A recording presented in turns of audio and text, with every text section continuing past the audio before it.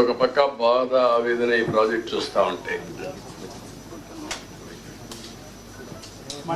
ఈ ప్రాజెక్ట్ ని ఆంధ్రప్రదేశ్ ఒక జీవనాడిగా పోలవరం ఆంధ్రప్రదేశ్ రాష్ట్రానికి ఒక వరంగా భావించి ఆ రోజు మనం శ్రద్ధ పెట్టాం.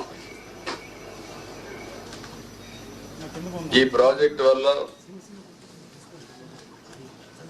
ఇది పూర్తి చేసుకుని నదుల అనుసంధానం చేసుకోగలిగితే ఈ రాష్ట్రానికి కరువు అనే మాట లేకుండా చేయొచ్చనే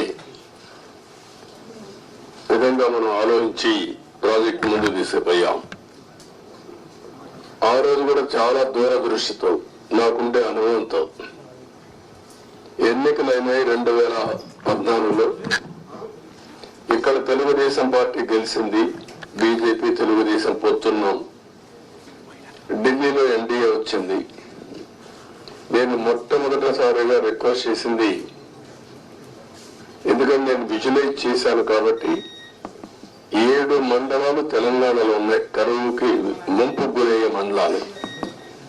ఆ 7 మండలాలు కానీ మనకి ఇవ్వకపోతే 2 రాష్ట్రాలు జూన్ 2వ తారీఖు నోటిఫై అవుతాయి. నోటిఫై అయిన తర్వాత మళ్ళీ అసెంబ్లీకి ఆ రాష్ట్రాలు ఒప్పుకుంటే తప్ప ఇది సాధ్యం కాదు. అందుకనే పట్టుబట్టి మీరు 7 మండలాలు ఇవ్వకపోతే నేను ప్రమాణ స్వీకారం కూడా చేయను, ఇంకా పోలవరం ప్రాజెక్ట్ కాదు అనే ఉద్దేశంతో నేను పట్టుబట్టి ఫస్ట్ కేబినెట్ చరిత్రలో ఎన్డీఏ 2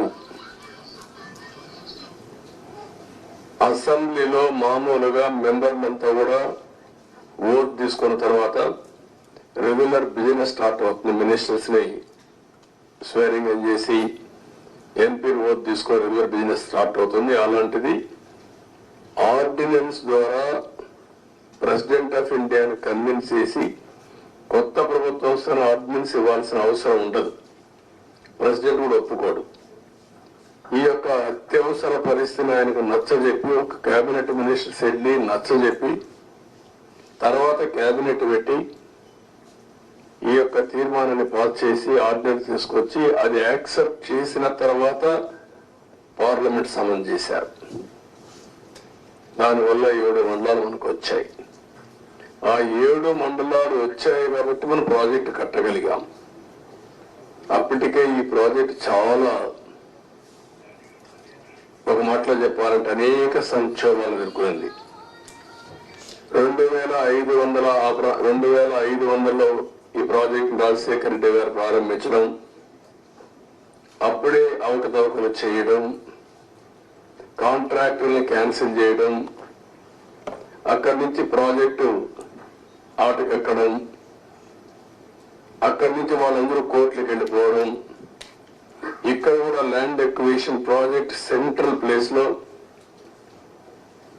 ల్యాండ్ ఎక్విజిషన్ చేయాలంటే వాళ్ళు కోర్టుకు వెళ్ళడం, right main canal left main canal కాలువలు తవ్వాలంటే వాళ్ళు కోర్టులకు వెళ్ళిపోవడం, ఎన్ని లిటిగేషన్లు పెట్టాలో అన్ని లిటిగేషన్లు పెట్టి 2014 కంటే ముందు కిరణ్ కుమార్ రెడ్డి ముఖ్యమంత్రి అయిన తర్వాత టెండర్లు పిలిచాడు. అది కూడా కోర్టుకు పోయి గందరగోళం అయ్యి తర్వాత ఫైనల్ గా అన్ని కోర్టులు వెకేట్ వచ్చింది. ఆ సమయంలో విభజన జరిగిన సమయంలో ఇది నేషనల్ ప్రాజెక్ట్ గా విభజన చట్టంలో పెట్టారు.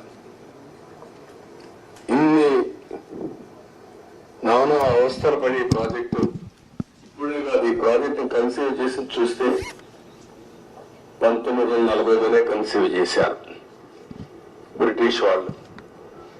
అప్పటి నుంచి ముందుకి వెనక్కి రావడం, అప్పుడు కూడా 300 టీఎంసీ నుంచి 700 టీఎంసీ ఇంకా హైట్ కూడా పెంచి కట్టాలని చెప్పి అనుకున్నారు.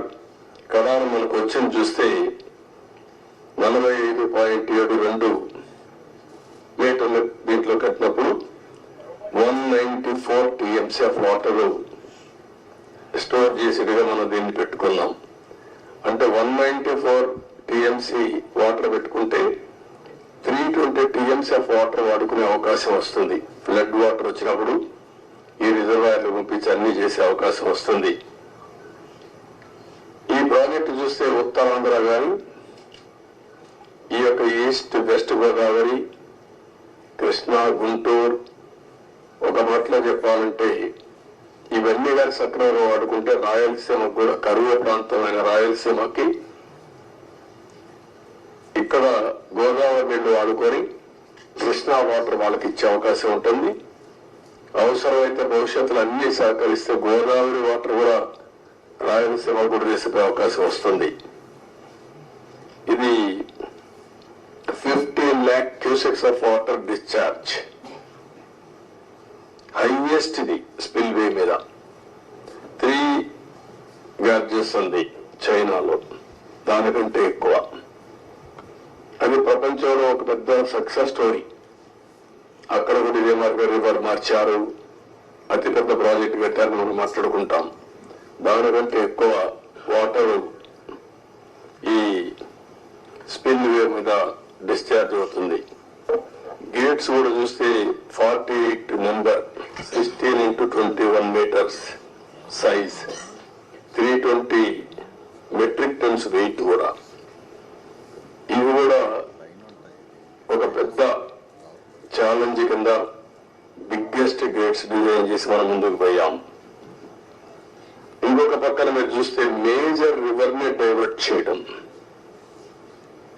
రివర్ ని డైవర్ట్ చేసి స్పిల్ వేని తీసుకొచ్చి స్పిల్ ఛానల్లో మనం వదిలిపెడుతున్నాం. జగన్మోహన్ రెడ్డి లాంటి వ్యక్తులు రాజకీయాలకు కానీ ఒక నాయకుడిగా ఒక రాష్ట్రాన్ని లీడ్ చేయడానికి అర్హత లేదనడానికి ఇవన్నీ ఉదాహరణలు. మేమేదో ఎలక్షన్ లో 164 సీట్లు రావడం ఒకటే కాదు, వీళ్ళ బిహేవియర్, వీళ్ళ యొక్క ప్రవర్తన ఒక్కసారి మీరు కానీ బ్యాక్ ముందు నుంచి ఆలోచిస్తే ఈ ప్రాజెక్ట్ ఒక కేస్ స్టడీ మీకు అందరికి, మీరు కూడా విట్నెస్. కనీసం ఇక్కడికి వచ్చి ఎప్పుడైనా ఈ 5 ఏళ్ళలో ఒక్కరోజైనా పురస్కారాలు పెట్టారు? ఈ ప్రాజెక్ట్ ఏం చేశారు చెప్పారా? ఎక్కడా లేదు. అక్కడ పెట్టలేదు, ఇక్కడ పెట్టలేదు, ఎక్కడా లేదు.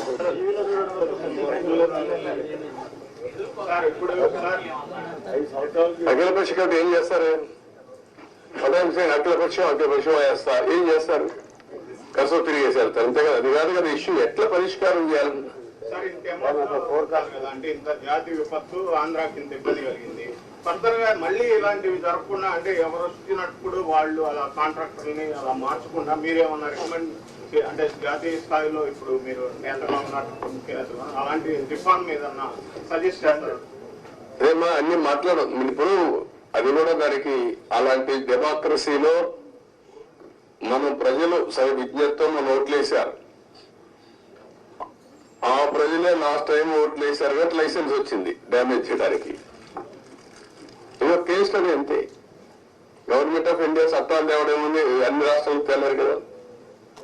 ఒక రాష్ట్ర ప్రభుత్వం, కేంద్ర ప్రభుత్వం తప్పు చేసిన పనిష్ చేయాలి. ఎవరు పనిష్ చేయాలి? ప్రజలు పనిష్ చేశారు.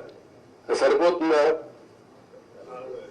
5 ఏళ్లలో పూర్తయ్యే ప్రాజెక్టు 10 ఏళ్ళు అయిపోతుంది. 10 ఏళ్ళు కాదు, డబ్బులు ఎవరు డబ్బులు? ఇది taxpayers money. Project safety ఇదే థ్రెట్. అన్ని ఉన్నాయి, మాట్లాడదు. Thank you.